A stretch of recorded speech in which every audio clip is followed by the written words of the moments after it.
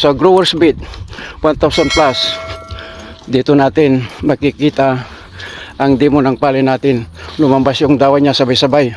Palabas pa lang siya, pataas pa lang yung dawa niya, hindi pa masyado.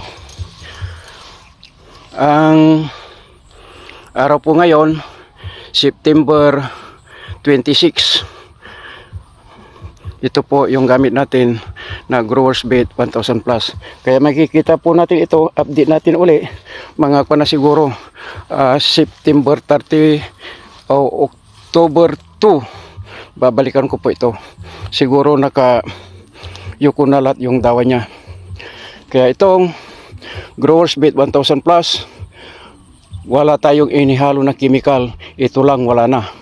Kaya yung mga insekto, kung mayroon man na kagaya nung pinakita ko doon sa may ukran, ang dami pero hindi sila kumakain, ito na ang katibayan. Lahat yan sabay-sabay dito na umasinso ang kanyang palay, Growers Bait 1000 plus. Kaya tangkilikin po natin ito para sa magsasaka. I-share po natin kung kailangan nyo po ng tulong na mayroon kayong problema, lahat ng sakit ng ating mga halaman, mga tungro, sakit sa lupa, kahit anong mga insekto na nandyan, kumpleto na po ito ang Growers Bait 1000 plus. Kaya tignan po natin. Ang ganda, sabay-sabay. Akala ko ang Growers Bait 1000 plus hindi niya kaya yung tungro. Kayang-kaya niya pala. Ito. Dito naman sa kabila, pila-pila ang pagitan.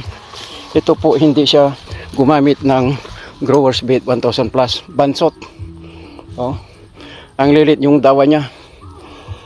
Kunti lang. Pero ito, tingnan mo yung puno nito. Ito malilit yung puno. Tingnan mo itong puno niya. Ang dami-dami pang mga gipi na lumalabas. Wala pa siyang dawa na lumalabas. Palabas pa lang yung mga iba.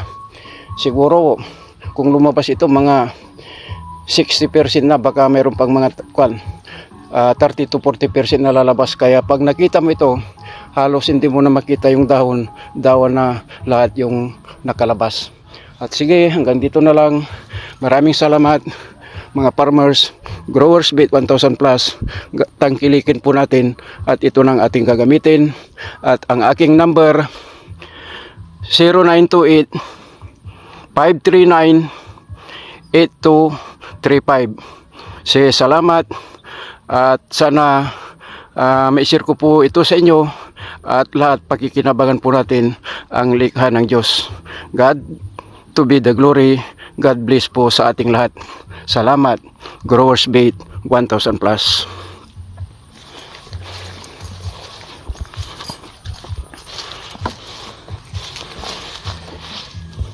At salamat po sa ating lahat.